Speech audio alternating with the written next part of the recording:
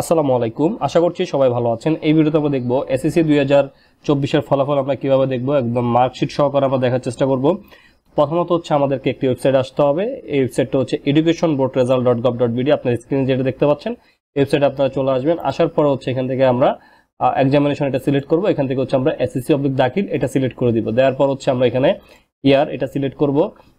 2024 এর রেজাল্ট দেখার জন্য এখানে 2024টা সিলেক্ট করতে হবে। তো যেহেতু 12 তারিখে রেজাল্ট দিবে, এখনো রেজাল্টটা ফ্লাশ হয় না, এই জন্য আমরা 2023 দিয়ে দেখতেছি। সেম ভাবে কিন্তু আপনারা দেখতে পারবেন। এখানে আপনাদের যখন 12 তারিখে রেজাল্ট দিবে তখন হচ্ছে আপনারা এখানে 2024 সিলেক্ট করবেন। তো করার পর হচ্ছে এখানে বোর্ড সিলেক্ট করবেন। আপনি যেই বোর্ডে আছেন, যেমন হচ্ছে আপনি যদি বরিশাল বোর্ডে থাকেন বরিশাল বোর্ড, চট্টগ্রাম বোর্ড হলে চট্টগ্রাম বোর্ড, আপনি যেই বোর্ডের অধীনে পরীক্ষা দিয়েছেন আপনি এখান থেকে ওই বোর্ড সিলেক্ট করবেন। যারা মাদ্রাসা বোর্ড আছেন মাদ্রাসা সিলেক্ট করবেন, এবং যারা হচ্ছে টেকনিক্যাল বোর্ড আছেন টেকনিক্যাল বোর্ড সিলেক্ট করবেন। তো আমি এখন যে রেজাল্টটা বের করবো উনি হচ্ছে ঢাকা বোর্ডের অধীনে, তো আমি এখান থেকে ঢাকা বোর্ড সিলেক্ট করলাম। এখন হচ্ছে আমি ওনার রোল নাম্বারটা দিয়ে দিব। এখানে এই যে রোল নাম্বারটা আপনারা এখানে টাইপ করবেন, তারপর হচ্ছে রেজিস্ট্রেশন নাম্বারটা টাইপ করবেন। এখানে রোল নাম্বার এবং রেজিস্ট্রেশন নাম্বার টাইপ করা হয়ে গেলে হচ্ছে এখানে একটা যোগ দেখতে পাচ্ছেন 6 + 3 = এখানে আমাদের যে যোগফলটা এখানে দিয়ে দিতে হবে। যেমন 6 আর 3 যোগ করলে হয় 9, আমরা এখানে 9 দিয়ে দিলাম। দিয়ে হচ্ছে আমরা এখান থেকে সাবমিট বাটনে ক্লিক করব। তো দেখতে পাচ্ছেন সাবমিট বাটনে ক্লিক করে দেওয়ার সাথে সাথে কিন্তু আমাদের রেজাল্টটা শো হয়ে গেছে বা রেজাল্টটা চলে আসছে। তো এইভাবে হচ্ছে আপনারা এই ওয়েবসাইটের মাধ্যমে রেজাল্ট দেখতে পারবেন। এবং আপনার যদি মার্কশিট সহকারে রেজাল্ট প্রয়োজন হয়, আপনার যে ফলাফলটা যদি আপনি কোন নাম্বারে কোন সাবজেক্টে কত নাম্বার পেয়েছেন এটা যদি দেখতে চান, সেক্ষেত্রে হচ্ছে আপনাকে আরেকটা ওয়েবসাইটে আসতে হবে। এটা হচ্ছে eboardresult.com। তো আপনারা eboardresult.com এই ওয়েবসাইটটাতে আসলে আপনারা এই ধরনের একটা ওয়েবসাইট পাবেন। তো এখান থেকে হচ্ছে আমরা এখান থেকে ফলাফলের সেবা সমূহ এটাতে ক্লিক করব। এটাতে ক্লিক করার পর আমরা এখানে ক্লিক করে দিব ফলাফল দেখুন, এইটাতে ক্লিক করব। এটাতে ক্লিক করে দেওয়ার পর হচ্ছে দেখতে পাচ্ছেন ফলাফল দেখতে দয়া করে নিচে তথ্য সমূহ প্রদান করুন। তো প্রথমত হচ্ছে আমাদেরকে যে কাজটা করতে হবে, পরীক্ষার নাম এখান থেকে হচ্ছে আমরা এসএসসি দাখিল বা সমমান এটা সিলেক্ট করব। এটা সিলেক্ট করার পর হচ্ছে পরীক্ষার সাল এখানে হচ্ছে 24 সিলেক্ট করব। তো যেহেতু 24-এরটা এখনো প্রকাশ হয়নি, তো আপনারা যখন 2024-এর রেজাল্টটা যখন দিয়ে দিবে তখন হচ্ছে আপনারা 24 সিলেক্ট করবেন। তো আমরা সালটা সিলেক্ট করলাম। সিলেক্ট করে নেওয়ার পর হচ্ছে বোর্ড, আপনি কোন বোর্ডের রেজাল্ট দেখতে যাচ্ছেন। এখানে সবগুলো বোর্ড কিন্তু আছে, কারিগরি বোর্ড আছে, মাদ্রাসা বোর্ড আছে। আপনি যে বোর্ডেরটা দেখতে যাচ্ছেন ওই বোর্ড আপনি এখান থেকে সিলেক্ট করে দিবেন। আমি এখান থেকে বোর্ড সিলেক্ট করলাম। করার পর হচ্ছে ফলাফলের ধরন, আপনি কি ধরনের ফলাফল দেখতে চাচ্ছেন, আপনি কি একক দেখতে চাচ্ছেন নাকি প্রাতিষ্ঠানিক ফলাফল দেখতে চাচ্ছেন। অবশ্যই আপনারা এখান থেকে একক বিস্তারিত ফলাফল এটা সিলেক্ট করবেন। করার পর হচ্ছে পরীক্ষার্থীর রোল নাম্বারটা এই ঘরটার মধ্যে টাইপ করে দিবেন। তো এখানে আমি রোল নাম্বারটা টাইপ করলাম, এবং হচ্ছে এখানে রেজিস্ট্রেশনের ঘরে রেজিস্ট্রেশন নাম্বারটা টাইপ করে দিতে হবে। দেওয়ার পর হচ্ছে এই যে একটা কোড দেখতে পাচ্ছেন এখানে এই ছবিটার মধ্যে একটা নাম্বার সংখ্যা লেখা আছে 7582।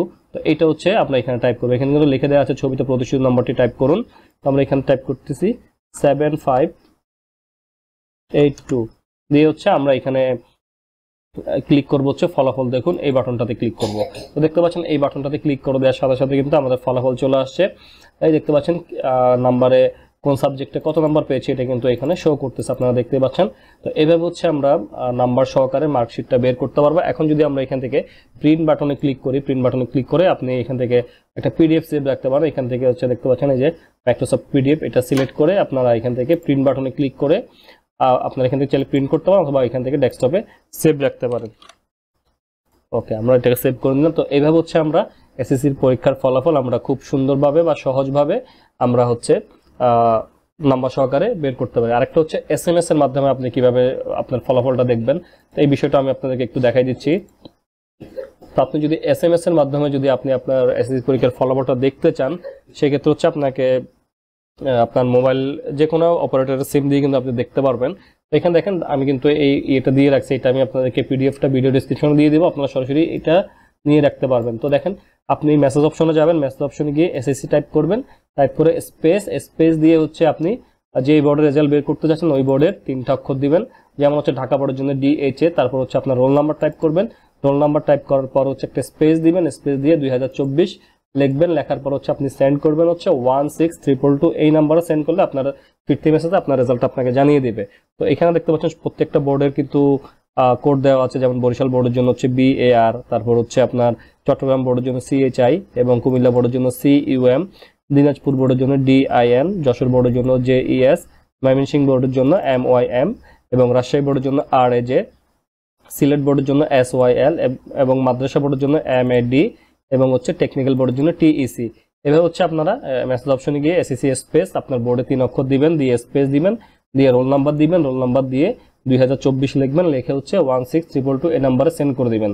ফিরতি মেসেজে আপনাকে আপনার রেজাল্টটা জানিয়ে দেওয়া হবে। তো এভাবে হচ্ছে আমরা এই 3 ভাবে হচ্ছে আমরা আমাদের এসএসসি পরীক্ষার রেজাল্টটা বের করতে পারি। তো আশা করব ভিডিওটা আপনাদের ভালো লাগবে।